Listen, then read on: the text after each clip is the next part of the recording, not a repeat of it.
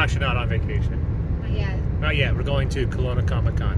What's the difference? What's the reason why we go to Kelowna twice a year? There's just, I feel like there's more to do without having to deal with too much driving. And there's wine. Well, and there's, well, yeah, of course there's wine.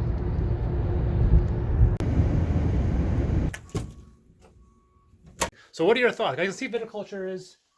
Viticulture here, it's probably top 5 favorite game for me. I absolutely love the card play in it. You got a simple worker placement game, but you got 4 stacks of cards, I think maybe 5 with the expansion stuff. But using those cards to formulate a strategy is why I love the game so much. Not to mention the clean, fantastic worker placement aspect. And you have the Essential Edition, which combines the Tuscany expansion. Yeah. What would you change?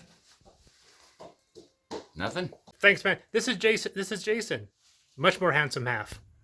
I still love the fact that he has a secret entrance to his game room. There's the flaw in the matrix. Strangest geographical just anomaly. Yeah. So we are at this dollar store. This dollar store right here in Kelowna on our journey, and I actually found this. So looks like we're going to be talking about this one as well.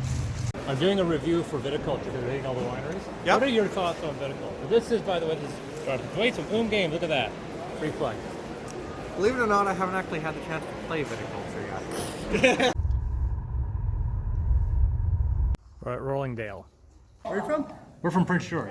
Awesome. Would you say, by the way, would you say Viticulture was like the first big game that we ever got? I mean, it wasn't the first game we ever got because that would have been the Pandemic and Sheriff of Nottingham. But I think Viticulture was probably our first like new age game. That one burst the doors after that. After that, we just kept on buying and buying and buying.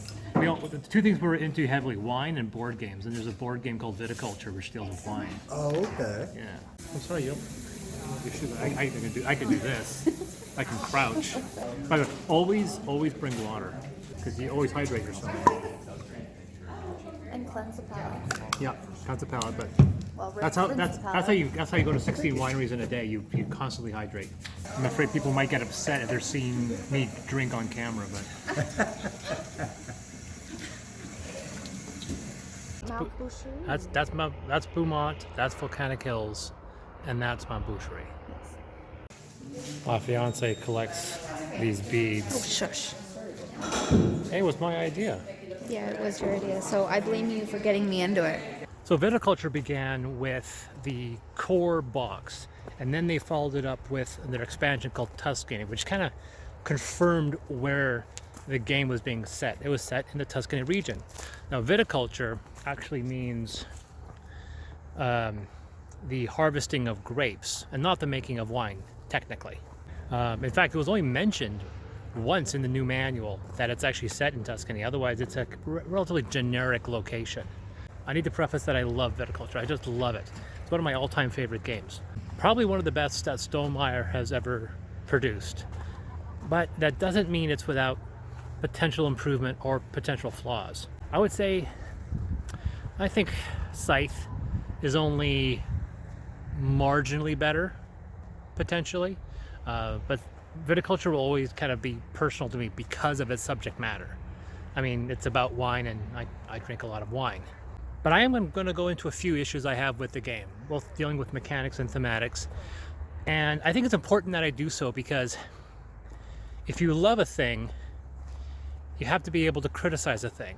And as the great Mark Bernardin once told me, loving something is not loving it because it's flawless. Yeah. It's loving it first despite its flaws, and then because of those flaws. But those flaws make it, nobody wants to love a perfect thing, because a perfect thing doesn't need you to love it back. wow.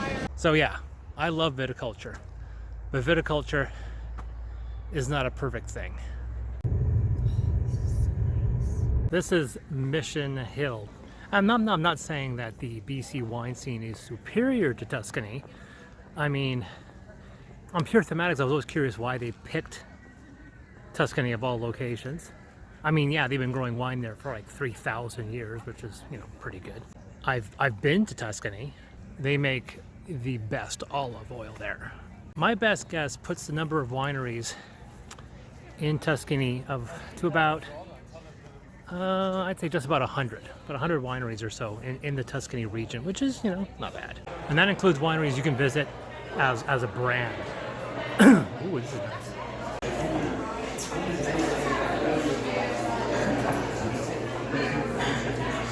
I mean, every family in Italy has a winery. I mean, that's just obvious. I mean, I'm Portuguese, and I can tell you right now, every Portuguese family has a winery. I live in Prince George, British Columbia, and from my hometown to the border, just south of Osoyoos, it's the fastest growing wine region in the world. How many wines are in this area, you wonder? Would you believe it's 370? That's right, 370, and that's a dated number, so it's probably, might as well round up, it's 400 by now. And yet the game about the Okanagan is not about wine. It's a variation of Carcassonne. No wines to be found. What a missed opportunity. Wouldn't it have been cool if the game allowed you to change the region, so it's not just Tuscany, that you can change the region between, say, California to, you know, Bordeaux to Champagne to the Okanagan? I'm not saying that you had to. I'm just pie in the sky, just hopefully thinking. So let's talk mechanics. A lot of these Stonemaier games are what you call engine builders, and it's probably my all-time favorite genre in the whole wide world. I mean, you've got the abstract ones like Space Base, Gizmos. Stonemeier's done other games like that, like obviously Wingspan and Scythe. And Viticulture was kind of the predecessor to all of those. There's a helicopter landing right now. That's how some of the really posh people arrive for their wine tours at Mission Hill. And I know that because I did that once. Not that we're posh. Not that we're posh. Do you remember that? That was a good day. That was a good day, That right? was a great day. That was a great day. That was a. Oh, by the way, honey, we're getting on a helicopter. By the way, we're getting on a helicopter. Yeah, that was a good day. And I'm not, you know. Wait, you're probably wondering, hey, who was that in the camera? Yeah, that was Denise Crosby from Star Trek. Long story. Oh, I got a new winery. We have a new winery. This is called Friend, not Friend, by the way. Now, Viticulture was their first big game. Like, it was like the one that put them on the map. And I can appreciate that. And it set the course for a lot of their later publications to follow. Oh, and we will be talking about Essentials, by the way, the Essential Edition of Viticulture, not the Core Edition, the one that has the Tuscany or elements from the Tuscany expansion already incorporated into it. This is Ancient Hill. To set up, you lay out these color-coded cards: green vine cards, purple wine order cards, summer and winter visitor cards. Each player receives a vineyard mat, 3 field cards in increasing size, and a random draw of Papa and Mama cards, the last 2 dictating starting resources, which differ for each player, similar to the asymmetric boards in Scythe. You pick a color and receive all the tokens of your color: payment, tracker, structures, rooster, regular, and grande worker.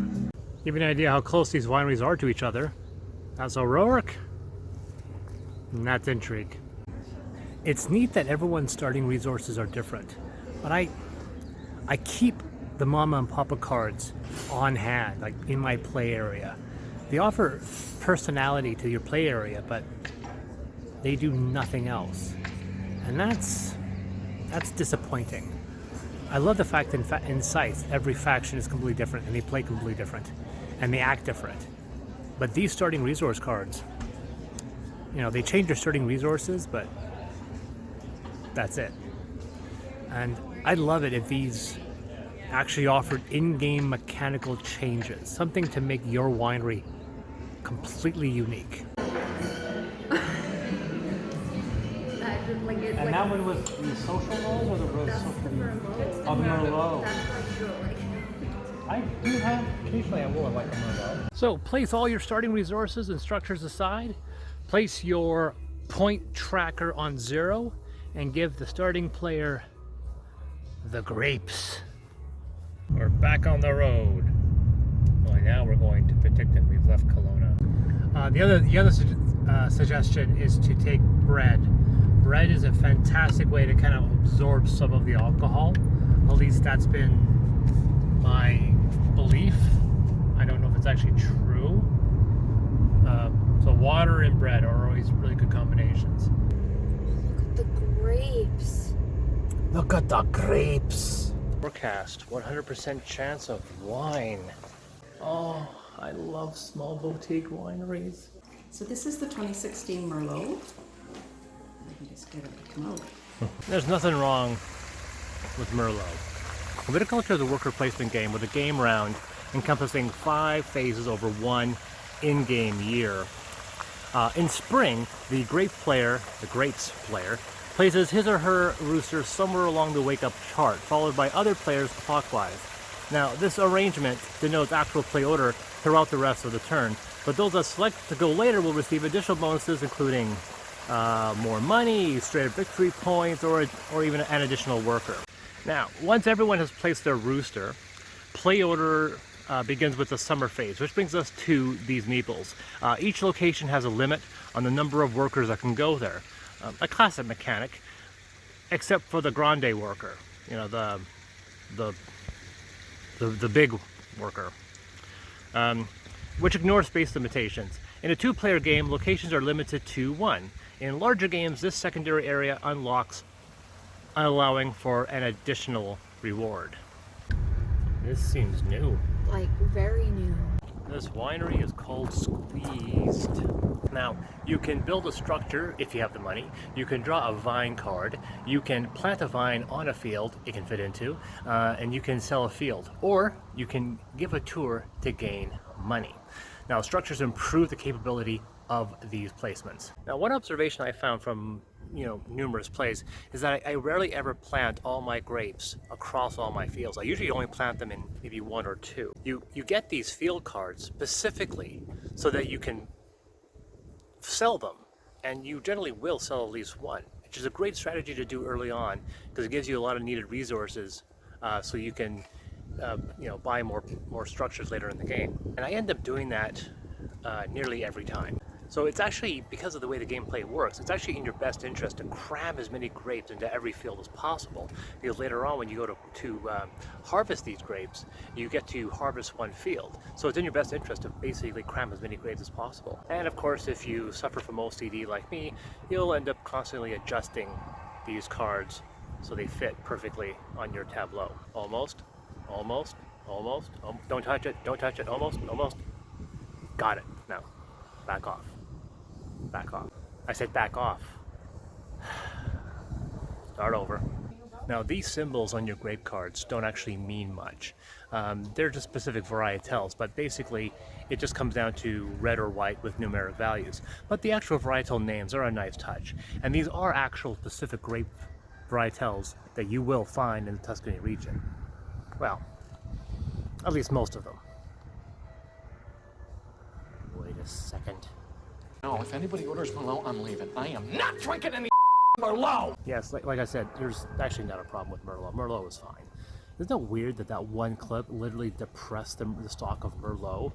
And it didn't actually in California, but in BC, the Merlot sales actually did drop. There was also a surge in Pinot, which was also connected to the movie. Look at the dog, just lazying out in the sun. Hope he's not dead. That'd be depressing. Very dark. Many of these grapes, by the way, some of them actually have building requirements which you need to upgrade in order to plant them. All the wineries in the BC region require a tasting fee. $3 to $5 generally. Some are 10. Very few of them are 10, but most of them are about 5. That gets waived if you buy a bottle. So you'll end up buying a bottle. I mean, if you're traveling, you may not be able to if you're coming from the States or wherever, because you have to bring the bottles back. But if you're a Canadian resident, you're going to end up buying a bottle from every single location. Anyway, you can also play a summer visitor card which offers some unique bonuses, but after that, that basically ends the summer phase. We're gonna have a picnic. Now during the fall phase, players can draw either a summer or a winter visitor card. This does not cost an action, leading to the winter phase, which shifts play from this yellow side to this blue side. We are at Culmina, discussing the board games that are wine related. Yeah, there's one called Viticulture. There was one called Wine Nerd, but it was too simple. Yeah, no, Viticulture is the opposite of that. Yeah, In a board game. yeah, a board game. Okay. It's very popular. It's a very popular game, but it's very complex. There's also one called Vinhos, which is Portuguese, which is also very complicated. But the only one in the Okanagan is a tile-based game based around the lake. So there we need a Okanagan wine-themed board game, I think. Is there any remaining workers you have not used in the earlier phase can be used now. This includes harvesting grapes from one field, placing these clear glass tokens on matching numbers along your crush pad. You can draw one wine order card, which allows you to gain points. You can obtain one additional worker, which is a recommended early game action. You can play a winter visitor card. You can make up to 2 wine tokens. And listen to tractors all day long. And listen to tractors all day long. Shifting grapes from your crush pad to your wine cellar. When harvesting, you can combine the same color to increase your wine number, if you want. Likewise, when you shift the token from the crush pad to the cellar, though your cellar has listed maximum capacities based on the size you built, harkening back to this game's roots in engine building. Now you can combine a red and white to create a rosé, which I am not a huge fan of. Well, not in the game. The rule is fine. I mean in real life. I prefer a rosé that is made directly just from red. By the way, did you know you can make an almost entirely white wine from red grapes? Sparkling requires 2 red and 1 white, which by the way is not how you make a sparkling wine, just saying. Kind of weird is all. I mean, red sparkling, though rare, does exist. Italy makes some of it. You just don't make it that way. So, like I said, with exception of just a handful of opportunities, all the points are earned by filling out order cards, reduce your wine supply by the demands of the card, and gain the reward. This includes victory points and an increase in residual payments. Our round ends finally with year end. All grape and wine tokens increase by 1, limited by cellar size. Workers are returned, residual payment is awarded, player hands are discarded down to 7 cards, and the grapes token shifts to the next player, and the game continues. Viticulture suffers from 2 minor quibbles, all surrounding its end game. No, not that end game. Oh, by the way, what an incredible view. Look at this. Wow. This place is called Border Town. I keep wanting to call it Border Town. Anyway, so with Scythe, a player that triggers at the end may not be the player that wins. Often, another player running a longer conservative strategy may pass the leader as the final points are added. Wingspan is like this as well, but with Viticulture, the winner triggers the end game. The first to pass this threshold triggers the end, and although final points may adjust where everyone stands, often enough the player that triggered it won the game, which can be discouraging to those players hanging behind, realizing they had no hope in winning. Having a picnic here. We're at, what's this place called? Sonora? Sonora. We're at Sonora, and there's a dog that's been wanting to get food from us for the last 20 minutes. And he gave up. And he's all depressed now. Additionally, despite the game being over 90 minutes to play, everyone's resident engines never really get up to speed. The moment a player starts building up steam, the game usually will just suddenly end, denying players that elation that win or lose, they were able to at least do one cool thing. All too often, a player will trigger the end to the frustration of losing players that never felt their play area was properly locking in. Yeah. Would you believe it that Jamie Stegmaier doesn't drink wine? I know. I asked him. And it's just kind of weird because Viticulture needs a revisit. It needs a second edition. I mean, yeah, sure.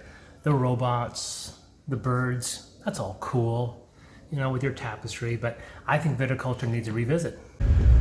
Oh, it's adorable. So that was the one with all the solar panels. So, here's the thing. Oh, I'm quite literally, this winery is called Here's the Thing. So this is Vinamite. Vinamite? Vinamite? Vinamite? Is it Vinamite? Vinamite? What is it? What is it? Vin amité. There you go, she's French. This is Fairview Cellars. This is Pipe Dreams. We're at Blue Mountain. The art style is fantastic. I love these little wooden buildings. You can also employ friendlier rules without as much take that. You can play a solitaire mode as well. By far, the best wine-themed game on the market. So I'm at 8th generation. So by the way, obviously, don't check continuity on any of these videos because my shirt's gonna change, sometimes I'm wearing glasses, and that's kind of obvious. I admit not playing a lot of wine games. For example, Vinhos. I know, I'm Portuguese, I should own Vinhos. But you know how hard it is to get that game? I mean, check out these prices on eBay. Amazon prices are not that much better. It's like twice the price of Viticulture. And did you know there's a Winopoly? No, seriously. The other board games, they're kind of obscure and they've received middling reviews at best, not compared to Viticulture, which is a massive success. I think it's safe to say that Viticulture somewhat stands on its own as the premier and leading wine-themed game on the market. Not only that, it's probably one of the best games I've ever played, period.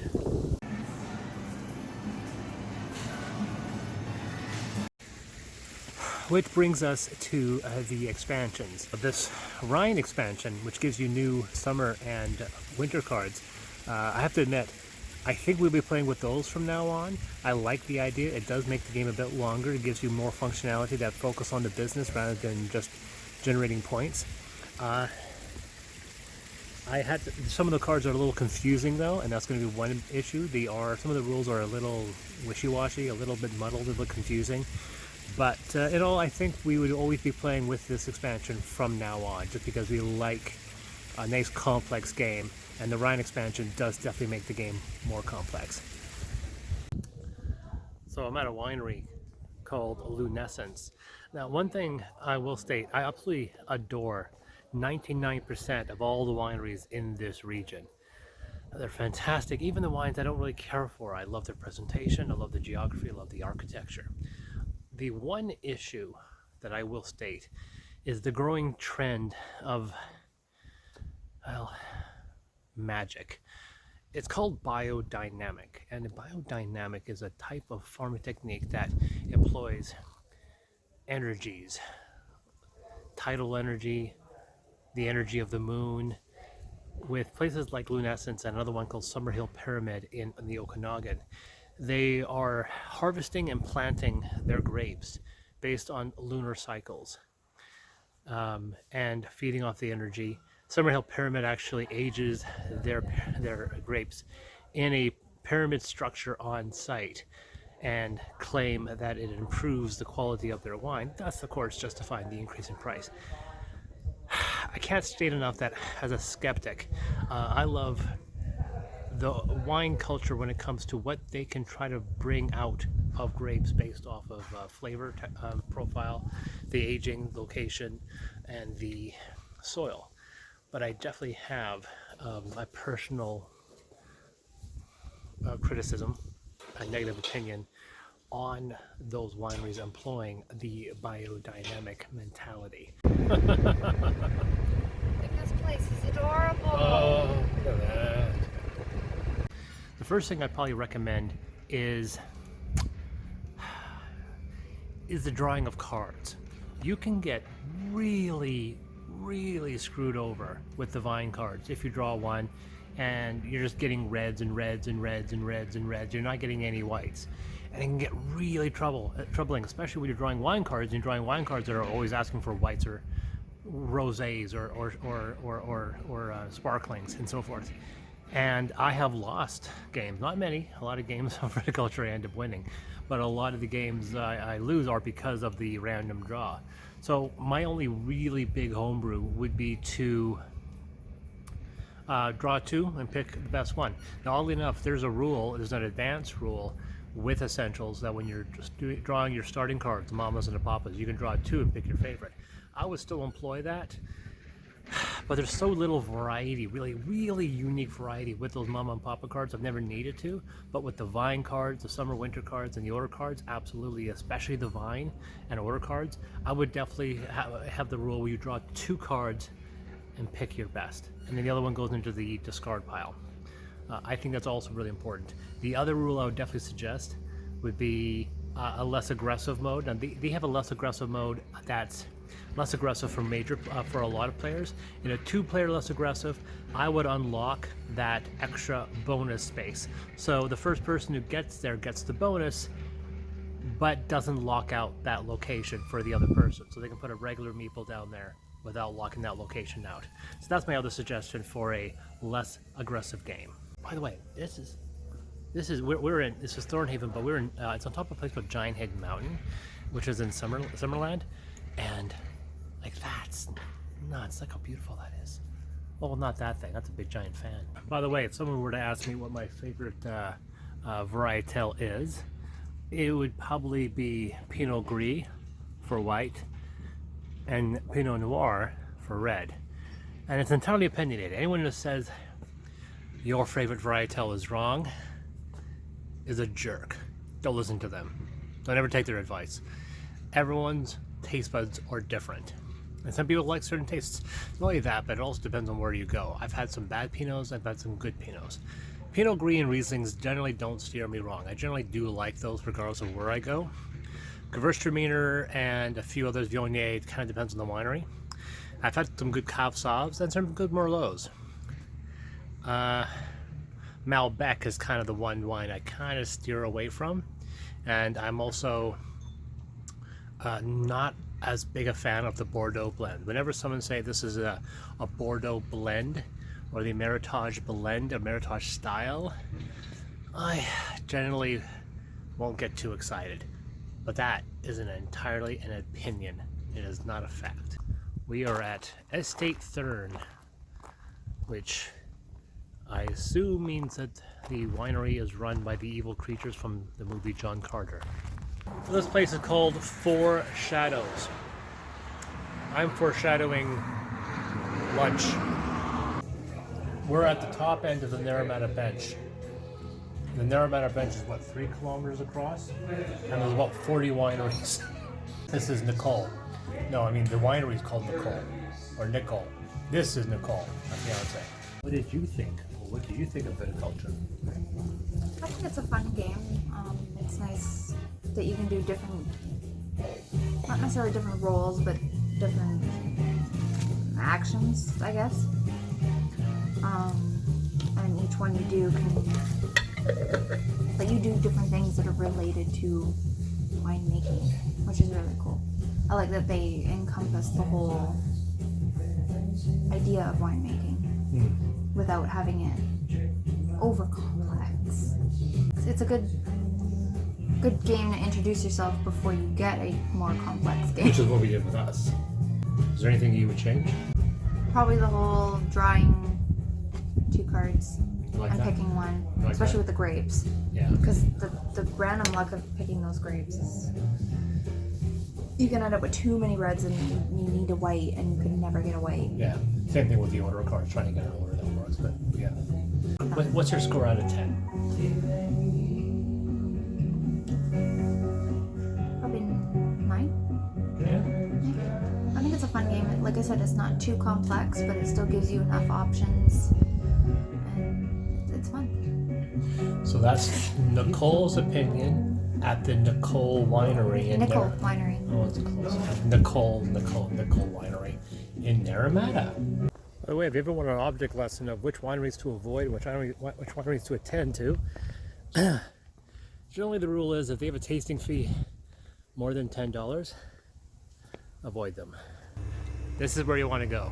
This is called D'Angelo. It's off the beaten path, which means it's only about 30 seconds off the main road instead of being right off the main road.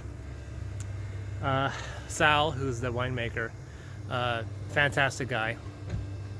Bar none, some of the best Tempranillo you'll find around. Also, really, really good ports or tawnies.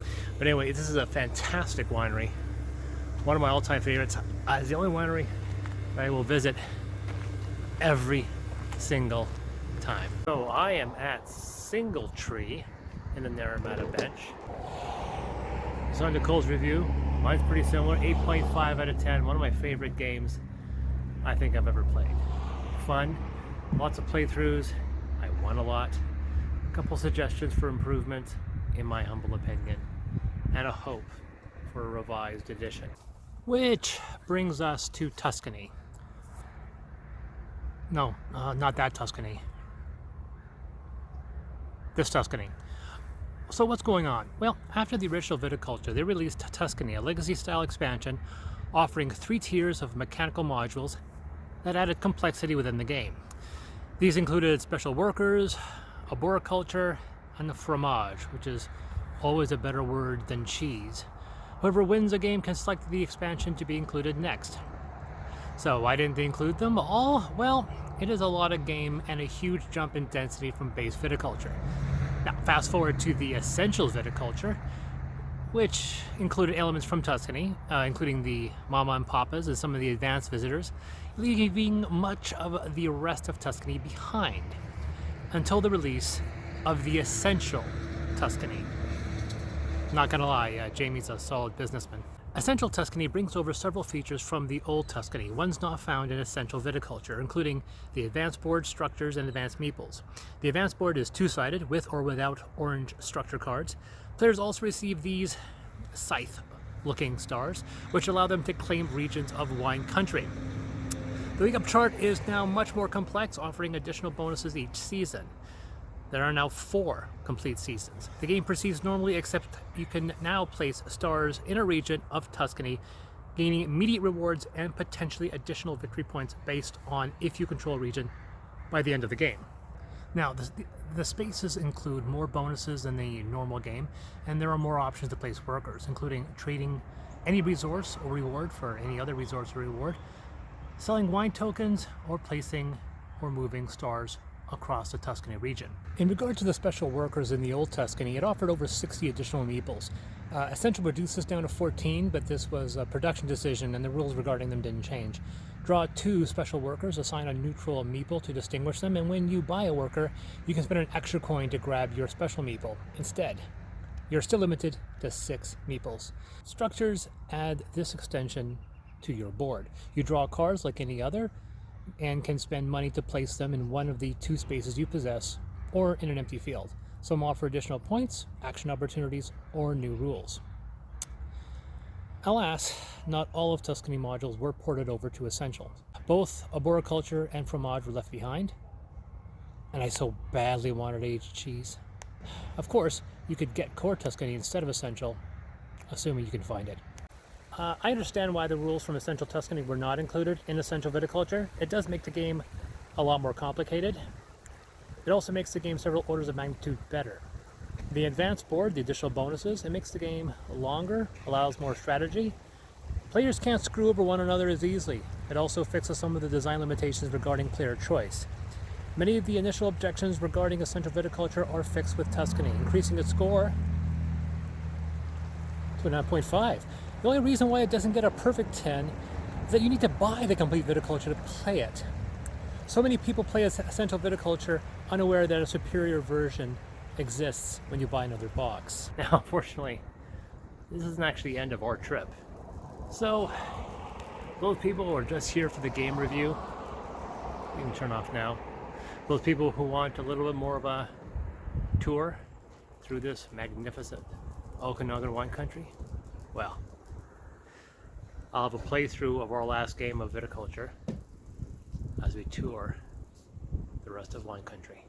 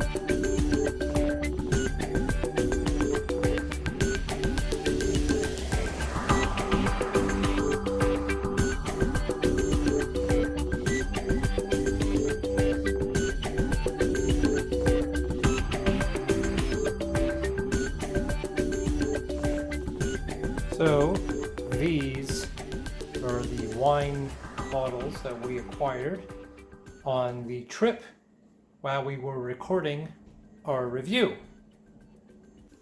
And this is the rest of the collection. And these are all wines from BC. And because my fiance loves crafts, this is her display of almost entirely BC wines. There's a prisoner in there. These are all the little knickknacks. And of course, as we mentioned, her beads.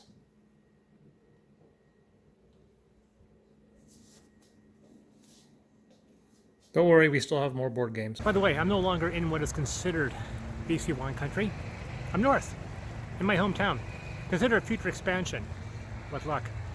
Most of central BC is expected to field various varietals in the next few years. Grapes are fickle, and you can't deny climate change and viticulture. As global temperatures increase, so does the latitude on which most grapes grow. A large portion of Champagne now comes out of England. The number of wineries in Michigan have increased from 16 to 130 in 10 years. My fiance and I spent time touring Washington wine country a few years back, and my hometown got its first winery around the same time. So that's my review for the complete Essential Viticulture. This is Chris from Deus Ex Machina.